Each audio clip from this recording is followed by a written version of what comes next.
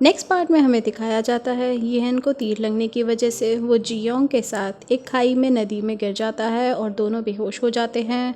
जब तक लिफ्ट पर येहन के सिपाही पहुंचते हैं उन्हें वहां पर कुछ नहीं मिलता सिवाय घोड़े के। वो समझ जाते हैं कि यहाँ पर कुछ तो गड़बड़ हुई है।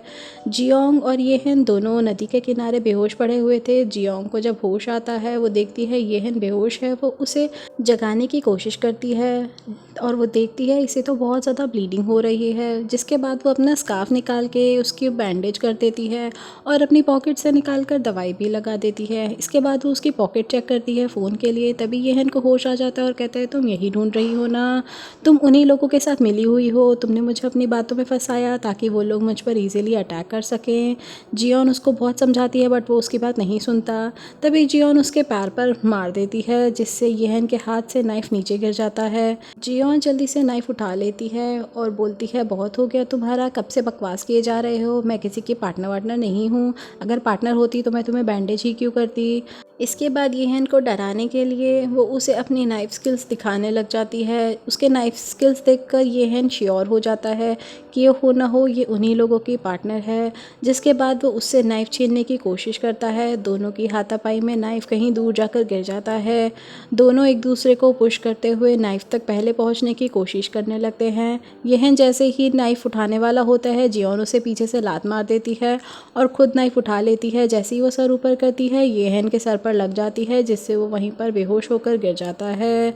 नेक्स्ट सीन में जब येहन को होश आता है वो खुद को बंधा हुआ देखकर कहता है डायन तुम्हारी हिम्मत कैसे हुई मुझे बांधने की, तुम्हें इसकी भारी कीमत चुकानी पड़ेगी। नेक्स्ट सीन में कांग मुकजू को दिखाया जाता है जो कि पहले एक कैदी हुआ करती थी जिसे जेसन महल में लाया था जो कि येहन का चाचा होता है। कांग मुकजू महल में येहन की प्रिय सखी बनकर रहती है और अंदर की सारी खबरें लाकर जेसन को देती रहती है।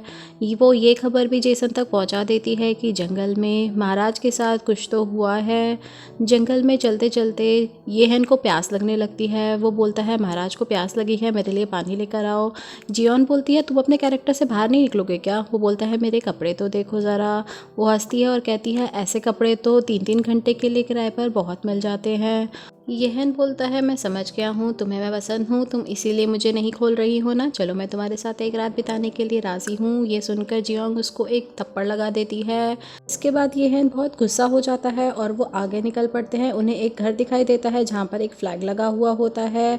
जियोंग उस घर के बाहर खड़ी होकर बहुत आवाज़ें लगाती है लेकिन अंदर से कोई रिप्लाई नहीं आता। येहन बोलता है यहाँ पर कोई नहीं होगा, ये मेरी टेरिटरी है, यहाँ पर मैं शिकार करने आता हूँ इसलिए यहाँ के घरों में कोई नहीं रहता। जियोंग बोलती है अच्छा कॉम्प्यू, इसके बारे में मैंने हिस्ट्री में पढ़ा है। योनही राजा ने सिर्फ अपने शिकार के शौक़ को पूरा करने के लिए लोगों को उनके घरों से भगा दिया था। येहन बोलता है कौन है योनही राजा, मैंने तो इसके बारे में कभी नहीं सुना। जियोन बोलती है तुमने हिस्ट्री नहीं पढ़ी क्या, एक बहुत ही क्रूअल राजा हुआ करता था। तभी उसे वहाँ पर एक लड़की के कपड़े नज़र आते हैं। जियोन सोचती है मेरे कपड़े तो बहुत गंदे हो गए हैं, चलो मैं चेंज कर लेती हूँ। तभी घर के अंदर से कुछ आवाज़ें आती हैं। जियोन जाकर चेक करती है तो अंदर एक लेडी झाड़ू के साथ उस पर अटैक कर देती है और बोलती है बड़ी ही बदतमीज़ हो, किसी के घर में बिना पूछे घुस जाती हो और उनके कपड़े भी पहन लेती हो। जियोंग देखकर बहुत कंफ्यूज होती है कि इसने भी पुराने ज़माने के कपड़े क्यों पहने हुए हैं। जियोंग उसे बताती है कि हम लोग रास्ता भटक गए हैं, हमें बस आज की रात यहाँ रहने दीजिए। तभी दोनों के पेट से बहुत भूख लगने की आवाज़ आती है। गिलखम उसको सामान देती है कुकिंग के लिए। जियोंग उसके बाद अपना मास्टर शेफ़ वाले अवतार में आकर एक बहुत टेस्टी राइस की डिश बना देती है। जिसके बाद वो येनही को जगाती है और कहती है ये लो कुछ खा लो, मुझे पता है तुम्हें बहुत भूख लगी हुई होगी। लेकिन येहन उसे साफ साफ मना कर देता है। तभी वहाँ गिलखम आ जाती है। वो पूछती है ये कौन है। वो बताती है कोई नहीं पागल है, तुम इसे इग्नोर करो। जिसके बाद येहन अपना खाना टेस्ट करती है और वो बहुत टेस्टी होता है। जब वो येहन को खिलाने की कोशिश करती है वो बाइट इतना बड़ा था वो खा ही नहीं पाता। जियोंग बोलती है बहुत नखरे हैं तुम्हारे। वो उसको फिर दोबारा खिलाती है जिसको खाने के बाद उसे बहुत ज़्यादा मिर्ची लग जाती है। फिर नेक्स्ट बाइट गिलखम लेती है, उसे भी उस खाने में बहुत ज़्यादा मिर्ची लगती है। जियोंग बोलती है तुम दोनों के तो बहुत नखरे हैं, मैं अकेली खा लूँगी। बट गिलखम बोलती है नहीं मुझे भी खाने दो, ये बहुत टेस्टी है।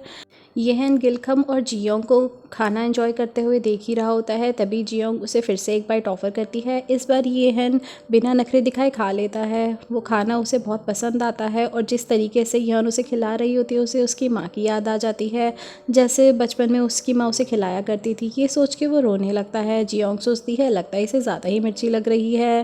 फिर खाना ख़त्म करके गिलखम और जियोंग अंदर चले जाते हैं। येहन बस उन्हें देखता ही रहता है। दूसरी तरफ येहन के सिपाही अभी भी उसे ढूंढ रहे होते हैं। अंदर से एक ब्लैंकेट लाकर जियोंग येहन को उड़ा देती है और कहती है कितना मासूम बन के सो रहा है। जिसके बाद वो दोनों उस क्लिफ़ की साइड चले जाते हैं क्योंकि जियोंग को अपना बैग चाहिए होता है। रास्ते में एक नदी आती है। गिलखम बोलती है तुम्हारे बाल कितने गंदे हो रहे हैं, इन्हें धो लो। जियोंग बोलती है हाँ धो ही लेती हूँ, उसके बाद फ्रेश लगेगा। तभी येहन के सिपाही घर तक पहुंच जाते हैं और उसे बचा लेते हैं। जिसके बाद येहन बोलता है मुझे किसी भी हाल में वो एनिमी चाहिए और वो उस घर में आग लगाकर वहाँ से निकल जाते हैं।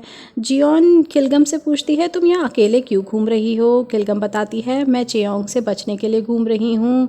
चेयोंग के लिए सारी लड़कियों को पकड़कर महाराज के पास ले जाया जाता है। चेयोंग बोलती है अच्छा इसका मतलब वो घर तुम्हारा नहीं है और तुम वहाँ छुपी हुई थी।